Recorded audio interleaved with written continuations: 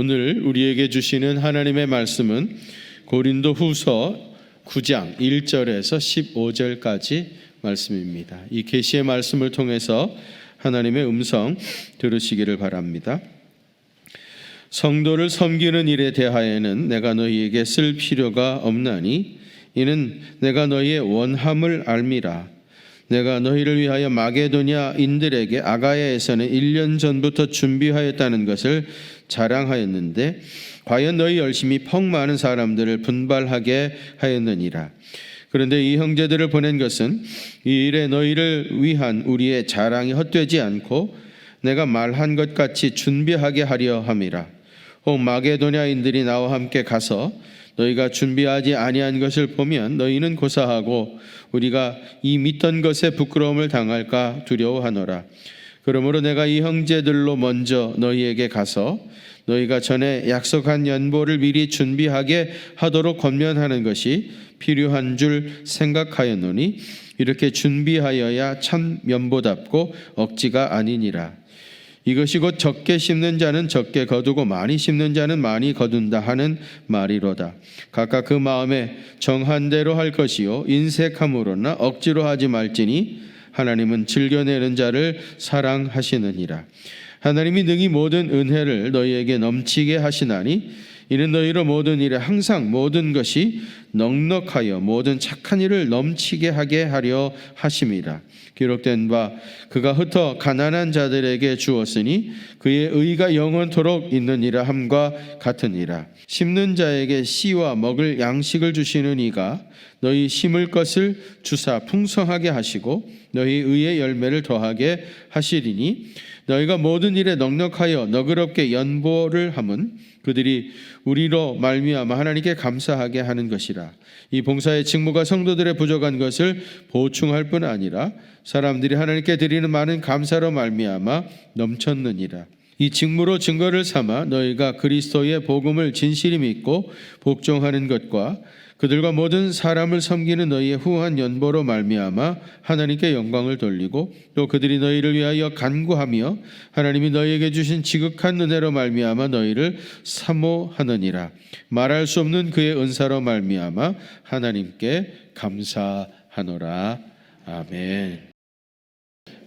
신앙생활하면서 교회에서 헌금 드리는 일에 대하여 시험이 되시는 경우들이 종종 있습니다.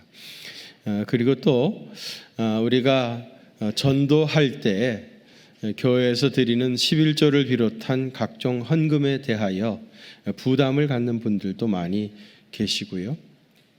또 목사가 목회하면서 교인들에게 헌금에 대하여 가르치는 것이 제일 껄끄러울 때가 있습니다. 아마 저도 고린도 후서를 강해하다가 오늘 본문이 주어졌기 때문에 이 말씀을 드리는 것이지 그렇지 않다면은 굳이 이 말씀을 택해가지고 말씀을 전할 아마 그러지 못했을 것입니다. 그러나 사실은 가장 은혜가 많고 또 복을 많이 받을 수 있는 것이 헌금 생활입니다. 헌금 드리고 나서 목사 찾아와가지고 내가 드린 헌금 되돌려 주십시오. 그렇게 말하는 게 제일 치사한 일이거든요. 그런데 저는 헌금을 드렸다가 되돌려 받았던 그런 재미난 경험을 했던 사람입니다. 전에도 말씀드렸지만 제가 고등학교를 졸업하고 인생의 의미는 무엇인가? 나는 어떤 삶을 살까? 기도도 하고 공부도 하고 생각도 하고 싶어가지고 이제 경기도 가평군에 있는 화학산에 들어가서 한 1년 정도 있었다. 그런 말씀을 드렸는데요. 제가 그 마을에 살면서 알게 된 그 마을 어떤 아저씨가 있었습니다. 이분이 그 산판에서 일을 하시는 분이셨는데 어느 날 저를 보고 아마 일꾼 구하기가 어려웠던 것 같아요. 저를 보고 하는 말이 자기 따라가서 일을 좀 해보지 않겠냐. 세상을 경험하고 배우는 겸 해가지고 한번 좀 자기를 따라다니면서 일을 좀 해보라 그런 얘기를 하더라고요. 그래서 제가 공부하러 왔기 때문에 오랜 시간 일은 할 수 없고 경험 삼아가지고 그럼 일주일만 한번 제가 아저씨 따라가서 일을 해보겠습니다. 그렇게 얘기를 하고요. 산판이라고 하는 곳이 어딘가 하니까 거기 이제 밑에서부터 시작해 한 700m 고지까지 쭉 올라가더라고요. 그리고 거기 가가지고 이제 가보니까 이제 산악 도로들이 있는데 이제 도로가 잘 그 회파되어져 있으면 그 보수도 하고 그리고 이제 또 나무도 자르고 뭐 그런 일들을 5일 동안 했습니다. 5일을 하고 나니까 이분이 하루 일당 3,000원을 쳐가지고 15,000원을 저한테 줬어요. 이게 1980년도 일이니까요. 그때 당시 노동자 임금이 한 3,000원쯤 되는 것 같습니다. 15,000원이라는 거액을 제가 벌게 된 겁니다. 내 생애 처음으로 내가 직접 일을 해가지고 번 돈이잖아요. 너무 감격스러웠어요. 그동안 사실 어머니가 공급해 주시는 것으로 다 먹고 살고 쓰고 그랬는데 처음으로 내 손으로 일을 해가지고 거액 15,000원을 벌은 거 아닙니까? 너무너무 기쁘고 또 내 자신이 자랑스럽고 뿌듯하더라고요. 이 돈을 어떻게 하면 좋을까 많이 생각을 했습니다. 그러다가 이제 제가 주일날 나가서 봉사하는 그 시골 교회가 있었어요. 감리교회였는데 주일날 가보면은 교인이 한 7, 8명 그렇게 와 계시는데 다 할머니들이죠. 그런데도 목사님이 얼마나 열정적으로 설교를 잘 준비하셔가지고 설교를 하시는 줄 몰랐어요. 그리고 가서 보니까 예배 시간에 반주할 사람도 없어. 풍금이 있는데 반주할 사람이 없어가지고 제가 그 알량한 실력으로 예배 반주도 하겠다고 해서 반주자로 봉사도 하고 청년은 아무도 없으니까 제가 주일학교 하겠다고 그래가지고 그 마을 애들 교사로도 이제 봉사하던 그런 아주 작은 교회가 있었습니다. 이 교회에 제가 그 15,000원을 다 헌금으로 드렸습니다. 근데 헌금으로 드리는데 너무 감격스럽더라고요. 전에는 어머니가 준 거 배달만 했잖아요. 배달 사고도 가끔 났습니다. 솔직히 말해서. 어머니는 분명히 1,000원 헌금하라고 줬는데 중간에서 500원 아이스크림 사 먹고 500원만 달라 헌금한 배달 사고도 가끔 있었는데 이건 순수하게 내가 벌어가지고 하나님 앞에 다 바치는데 너무 기쁘더라고요. 너무너무 좋았습니다. 그런데 그날 오후에 목사님이 그 헌금을 그냥 가지고 날 찾아오셨어요. 예배를 마치고 나서 몇 분 집사님들하고 이 헌금에 대해서 얘기를 했대요. 서울에서 청년이 와가지고 혼자 고생하면서 그렇게 지내고 있는데 우리 교회가 제대로 돌봐주지도 못했는데 이 청년이 자기가 일주일 내내 일해가지고 번 돈을 다 하나님께 바쳤는데 이건 우리가 도저히 받을 수가 없다. 이 청년에게 돌려주어서 필요한 데 쓰도록 하는 것이 좋겠다. 집사님들이 다 그렇게 얘기하더랍니다. 우리가 마음만 받고 돈은 돌려주자. 그래가지고 목사님이 그 돈을 가지고 오신 거예요. 그래서 제가 되돌려 받아가지고 여러분 그걸 어떻게 하면 좋겠습니까? 하나님께 바쳤던 돈을 내가 쓸 수는 없잖아요. 그래서 고민을 하다가 가만히 보니까 예배당이 언덕 위에 있는데 아주 작은 예배당입니다. 이 예배당이 오래되고 교인들도 없고 하니까 관리가 제대로 안 돼가지고 페인트 색깔이 다 빛을 바른 거예요. 내가 가평에 나가가지고 페인트를 사다가 이거를 칠하면 좋겠다. 그런 생각을 하나님이 주셔가지고요. 버스를 타고 나가서 페인트 큰 거 있잖아요. 그 4통을 사고 또 필요한 부신이 뭐 이런 것들 다 사다 보니까 돈이 더 들어가더라고요. 돈 많이 더 붙여가지고 이제 페인트를 사갖고 와서 신이 나가지고 그 예배당을 페인트 칠을 했습니다. 한 3번 정도 덧칠을 하니까 예배당이 하얗게 됐는데 언덕 위에 조그만 예배당인데 제가 멀리서 보니까 그렇게 이 예배당이 예뻐 보일 수가 없어요. 어쩌면 지금까지 제가 보았던 예배당 중에서 제일 아름다운 예배당이었던 것 같습니다. 저는 헌금 드렸다가 되돌려 받았던 그런 사람인데 제가 이번 말씀을 준비하면서 그 옛날 80년도 일이니까 지금부터 42년 전 일이죠. 그 일을 생각하면서 하나님께서 그때 어린 제 마음을 받아주셨고 그리고 나서 지금까지 돈으로부터 해방되어진 삶을 살게 하셨구나 그런 생각을 갖게 됐습니다. 이 돈으로부터의 해방이라고 하는 말은 절대로 뭐 하나님이 나를 부자 되게 하셨다거나 뭐 풍족하게 무슨 돈을 주셨다나 그런 말은 아니고요.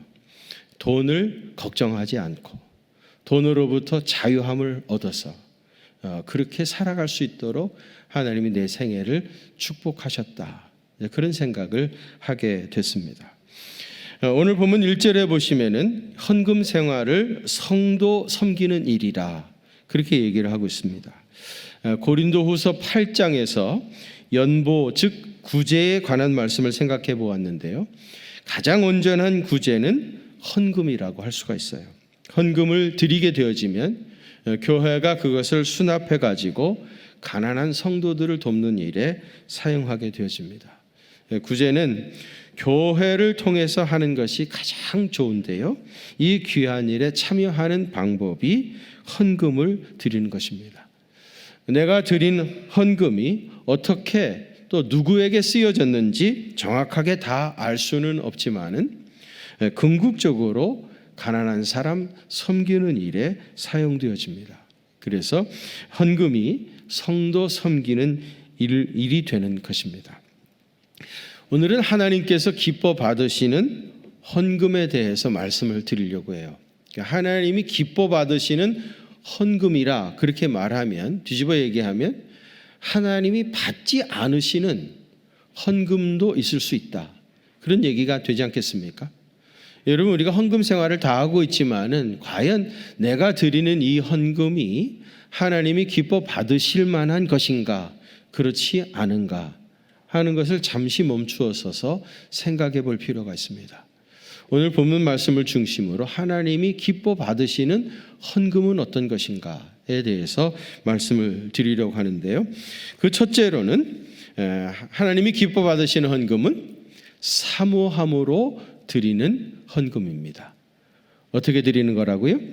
사모하는 마음으로 드리는 헌금입니다. 1절과 2절에 보시면 바울은 성도를 섬기는 일에 대하여 내가 너희에게 쓸 필요가 없나니 이는 내가 너희의 원함을 알미라 그랬습니다. 성도 섬기는 일이 뭐라고 그랬죠? 헌금이라고 그랬죠. 이 헌금에 대해서는 내가 너희에게 쓸 필요가 없다는 거예요. 무슨 말입니까? 고린도 교회가 적어도 헌금 하나님 앞에 드리는 일에 대해서는 누구보다도 잘했어요.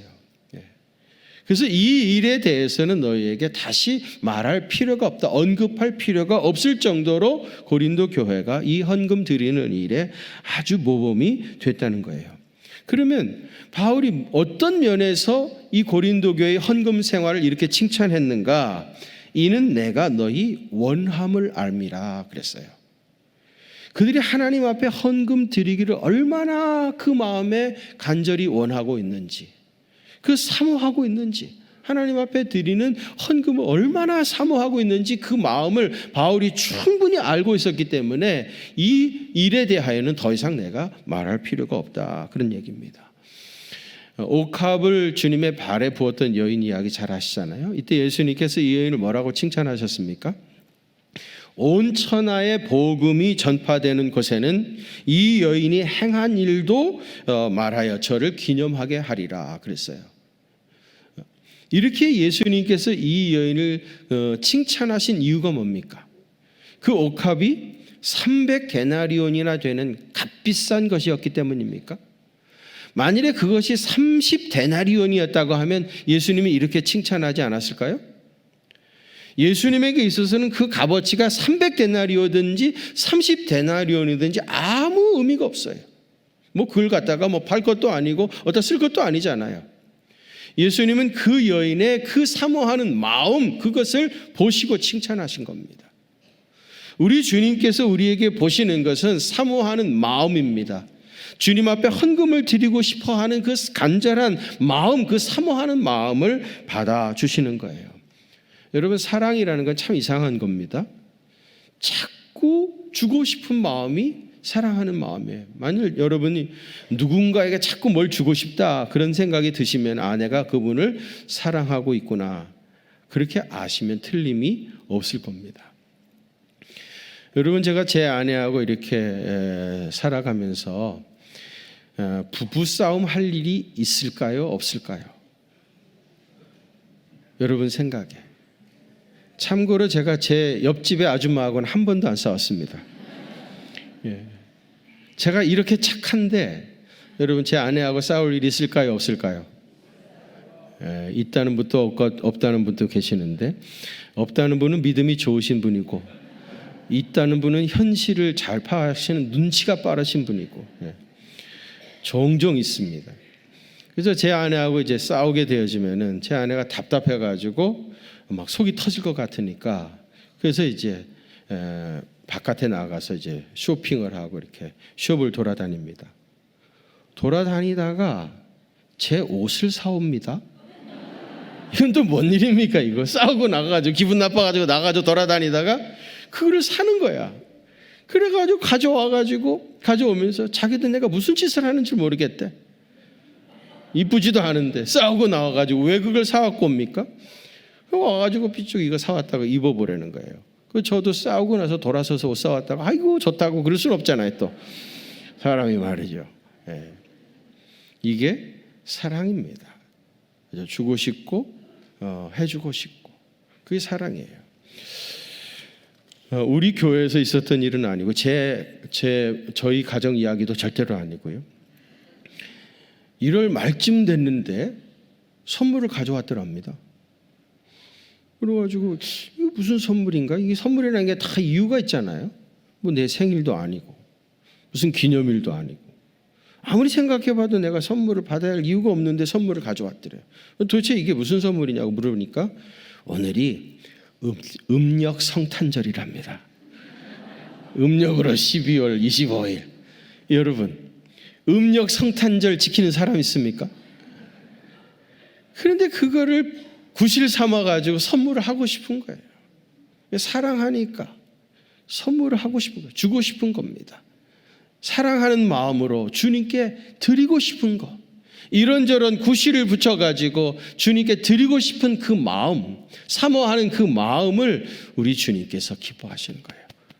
헌금은 사랑함으로 주님을 너무 사랑하기에 주님께 드리고 싶은 그 마음을 바치는 거예요. 주님은 그 마음을 받아주시는 겁니다. 두 번째로는요, 미리 준비한 헌금입니다. 5절 말씀 한번 같이 봉독하실까요? 5절입니다. 시작. 그러므로 내가 이 형제들로 먼저 너희에게 가서 너희가 전에 약속한 연보를 미리 준비하게 하도록 권면하는 것이 필요한 줄을 생각하였노니 참 연보답고 억지가 아니니라. 아멘. 미리 준비해야 참 연보답고 억지가 아니니라 그랬어요. 하나님은 준비한 마음을 기뻐하듯이 준비한 헌금을 기뻐하시는 거예요. 즉흥적으로 직업에서 꺼내가지고 쑥 집어넣는 것이 아니라 오랫동안 기도로 준비하는 그 과정이 필요한 거예요. 우리나라 돈은 10,000원짜리하고 50,000원짜리하고 색깔 자체가 다르잖아요. 근데 미국 달러는요, 10불짜리하고 100불짜리하고 컬러가 똑같습니다. 숫자만 다르고요, 비슷비슷합니다. 그래가지고 실수하는 경우가 있어요. 어떤 미국 교회에서 어떤 사람이 10불 헌금하려고 했다가 실수로 100불을 해버린 거예요. 이럴 때 오 마이 갓 그러는 거예요. 10불짜리 하려고 했는데 100불짜리를 한 거예요. 너무 억울하고 말이죠. 분하고. 그래가지고 씩씩거리다가 할 수 없이 재정부를 찾아갔습니다. 찾아가지고 사실은 나 10불 하려고 했는데 100불을 냈으니까 나머지 90불을 돌려달라. 여러분, 우리 교회 재정부는 돌려드리는 제도가 없습니다. 환불 제도가 없으니까 그런 실수하지 마시길 바랍니다. 즉흥적으로 하다 보니까 이런 실수를 하는 거예요. 미리미리 준비해야 됩니다. 미리미리. 그 준비하는 과정, 이걸 주님이 기뻐 받으시는 거예요. 고린도전서 16장에 보시면은요, 내가 갈라디아 교회들에게 말했던 것처럼 여러분도 그렇게 하기를 바랍니다. 그렇게 부탁을 하고 있는데요, 갈라디아 교회에 어떻게 하라고 했습니까? 고린도전서 16장 2절에 보면 매 주일 첫날에 너희 각 사람이 수입에 따라 모아두어서 내가 갈 때에 연보를 하지 않게 하라. 매 첫 주일에 모아두어서 내가 갈 때 갑자기 하지 않도록 하라는 거예요. 갑자기 즉흥적으로 하지 않도록 하라는 겁니다. 여러분, 구약의 성도들이 하나님 앞에 제사할 때는 반드시 제물을 가지고 나갔죠. 특별히 1년 된 첫 새끼를 주님 앞에 바쳤어요. 근데 여러분, 1년 된 첫 새끼를 주님 앞에 바치려고 하면은 적어도 1년 이상의 제물을 바치기 위해서 준비하는 과정이 필요한 겁니다. 내가 이거는 주님 앞에 드려야지. 잘 키워가지고 흠없이 잘 키워서 주님 앞에 드려야지. 적어도 1년 동안 그 주님 앞에 마음을 가지고 정성스럽게 이 양을 키워서 하나님 앞에 드리는 거예요. 주님은 단순히 그 양 한 마리를 받으시는 것이 아니라 1년 동안 준비했던 그 마음을 받으시는 거예요. 그 마음을 미리미리 잘 준비하고 기도로 준비한 헌금을 주님께서 기뻐하십니다. 그 다음에 세 번째로는 즐거운 마음으로 드리는 것이어야 합니다. 즐거운 마음으로 드리는 것. 7절 말씀 한번 같이 봉독합시다. 7절 시작.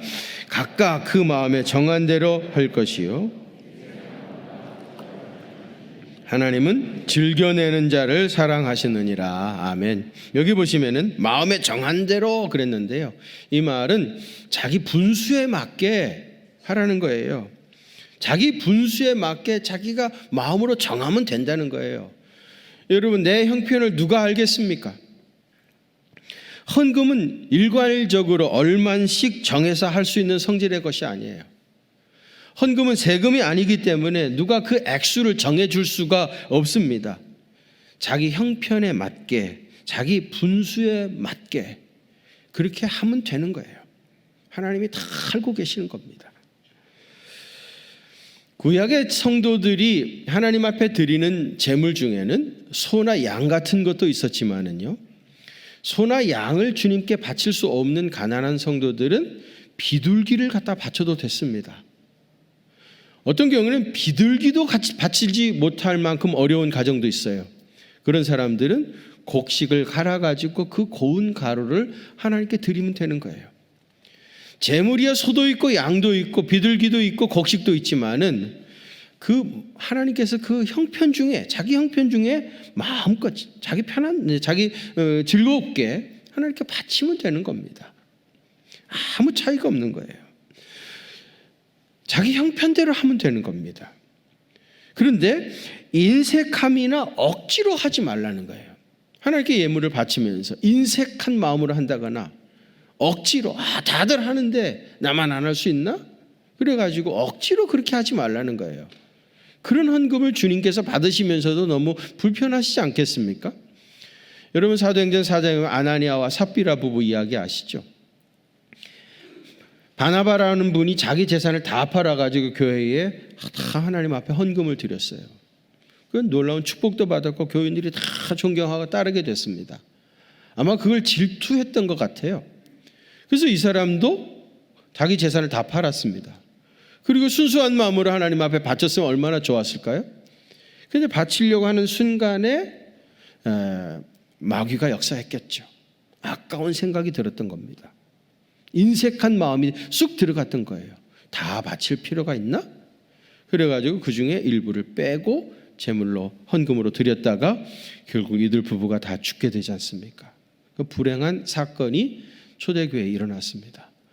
여러분, 그렇게 다 자기 재산 다 팔아다가 안 바쳐도 괜찮습니다. 언제 우리 주님께서 그걸 하라고 요구하신 적이 없어요. 그죠? 자원하는 마음으로 하나님께 기쁨으로 바치면 되는 거예요. 인색함이나 누가 했다고 억지로 따라하거나 그럴 필요가 없다는 겁니다. 또 하나님은 즐겨내는 자를 기뻐하신다고 했어요. 기쁨으로 하나님 앞에 헌금을 드린다. 내가 그토록 사랑하는 우리 주님을 위해서 내가 예물을 바친다고 하는 그 기쁨, 즐거움으로 예물을 바치라는 거예요. 20살짜리 어린 청년이었던 제가 하나님께 헌금 바치면서 그렇게 좋아했던 그 순수한 마음으로 하나님께 드리면 되는 거예요. 기쁨으로 바치는 겁니다. 어저께 우리 교회 바람막이 봉사센터가 여기 고천동에 미혼모 가정의 어린 이웃에게 그 도배도 해주고 방수공사도 해주고 또 전구도 다 바꿔주고 봉사를 하신다고 해가지고 제가 잠시 가서 격려하고 또 위에서 기도를 하고 왔는데요. 가서 보니까 그 조금 아파트에 우리 교인들 10명이 가가지고 막 욱적욱적하면서 일을 하시는데 얼마나 즐겁게 하시는지, 얼마나 행복하게 하시는지. 여러분, 사실 그 일한다는 게 너무 힘든 일이잖아요. 안 해보던 분들이, 뭐 그게 본업도 아닌 분들이 그걸 하려고 하니 얼마나 힘드셨겠어요. 그런데 우리 교인들이 봉사하면서 너무너무 행복하게 즐겁게 일하시는 것을 보면서 제가 마음에 큰 감동을 받았습니다. 그래서 그랬는지 그 위층에 있는 어떤 분이 내려오셔가지고 우리는 시끄럽게 한다고, 공사한다고 따지러 내려왔는 줄 알았는데 우리 교회가 이런 일들을 하는 걸 아주 자세히 듣고 너무 고맙다고 그런 얘기를 하시고 가는 것을 봤습니다. 여러분, 교회 안에서 행해지는 모든 일은 그것이 봉사든지 또 헌금을 드리는 일이든지 기쁨으로, 즐거움으로 해야 자기 자신에게 유익이 되고 교회의 덕이 됩니다. 여러분, 이렇게 하나님 앞이 하나님께서 기뻐 받으실 만한 온전한 헌금 생활을 하시게 되어지면 하나님이 약속하신 복이 있습니다. 그 첫 번째는 뭐냐면 심은 대로 거두게 되어집니다. 어떻게 된다고요? 심은 대로 거두게 되죠. 6절 말씀 한번 같이 봉독합니다. 6절 시작. 이것이 곧 적게 심는 자는 적게 거두고 많이 심는 자는 많이 거둔다 하는 말이로다. 아멘. 사실 여러분, 이 말씀은 헌금 생활을 할 때 많이 듣는 얘기인데 오해의 소지가 있는 말입니다. 이 말을 만일 많이 헌금하면 하나님이 많이 축복해 주시고 적게 헌금하면 하나님이 적게 축복을 받는다. 그러니까 많이 복을 받고 싶으시면 많이 헌금하십시오. 이렇게 해석을 한다면 이거는 완전히 잘못된 거예요. 이건 헌금이라고 하는 것을 가지고 투기하는 거나 마찬가지예요. 이 말씀의 본 뜻은 무슨 뜻인가 하면, 여러분, 심는 것은 누가 하는 거죠? 우리가 하는 거예요. 심는 것은 우리가 하는 겁니다. 그러면 거두게 하시는 이는 누구시에요? 하나님이시라는 거예요. 심는 것은 우리가 하는 것인데 하나님이 거두게 하신다는 겁니다. 이 본질적인 의미를 생각해야 돼요. 우리가 하나님이 기뻐하시는 헌금이라는 씨를 뿌리는 겁니다. 그리고 하나님은 우리가 심은 것을 자라게 하시고 열매를 맺게 하는 겁니다. 그래서 그 풍성한 열매를 거두어 드리면서 하나님께서 이렇게 하셨다, 이것이 하나님의 은혜다라고 고백하는 것이 이게 헌금 생활인 겁니다. 심은 대로 하나님께서 거두게 하시는 놀라운 은혜가 임한다는 거고요. 그 다음에는 항상 넉넉하게 하신다 그랬어요. 여러분, 씨앗을 뿌리려고 하면은 뿌릴 씨가 있어야 되잖아요. 그런데 그 씨도 누가 주십니까? 하나님이 주시는 거예요. 10절 말씀 한번 같이 봉독합시다. 시작. 심는 자에게 씨와 먹을 양식을 주시는 이가 너희 심을 것을 주사 풍성하게 하시고 너희 의의 열매를 더하게 하시리니. 아멘. 여기 보시면 심을 것을 주시는 이가 누구예요? 심을 씨앗을 주시는 이가 누굽니까? 그것도 사실은 하나님이에요. 항상 풍성하게 하시는 이가 누구십니까? 하나님이십니다. 이 열매를 더하게 하시는 이가 다 누굽니까? 하나님이세요. 하나님이 기뻐 받으실 만한 헌금을 드리는 자에게는 이렇게 항상 넉넉하게 하시는 은혜가 넘치는 거예요. 뿐만 아니라 12절에 보시면 부족한 것을 보충해 주시겠다 했어요. 12절 보십시오. 이 봉사의 직무가 성도의 부족한 것을 보충할 뿐 아니라 사람들이 하나님께 드리는 많은 감사로 말미암아 어떻게 됐다고요? 넘쳤느니라. 성도들의 부족한 것을 보충해 주실 뿐만 아니라 넘치게 하신다. 차고 넘치도록 복을 주신다는 겁니다. 분명히 11조를 드리고 나면 계산상으로는 다른 사람보다 그만큼 적은 돈을 가지고 살 수밖에 없죠. 이게 사실이죠. 이게 현실이고요. 그렇죠? 그런데 하나님께서 그 부족한 것을 보충해 주신다는 거예요. 주님께 드린 것 이상으로 주님이 보충해 주신다는 거예요. 어떻게 보상해 주실까요? 돈 나가는 길을 막아주시는 경우도 있어요. 하나님이 각 사람에게 다양하게 역사하기 때문에 뭐 놀라운 간증들이 많이 있겠지만은, 예를 들면은 하나님께서 건강을 축복해 주셔가지고 병원비로 나가는 돈을 막아주셔요. 건강하게 살면서 그 풍성한 은혜를 누리는 거예요. 또 자녀들에게 지혜를 주셔가지고요, 우리 아이들이 공부를 잘해가지고 장학금을 타오네요. 얼마나 놀라운 축복이, 공부도 잘해, 장학금도 받아, 또 그리고 취직도 잘 돼. 하나님께서도 그렇게 축복해 채워주시는 경우들도 얼마든지 있습니다. 또 어떤 경우에는요, 회사에서 승진이 된 거예요.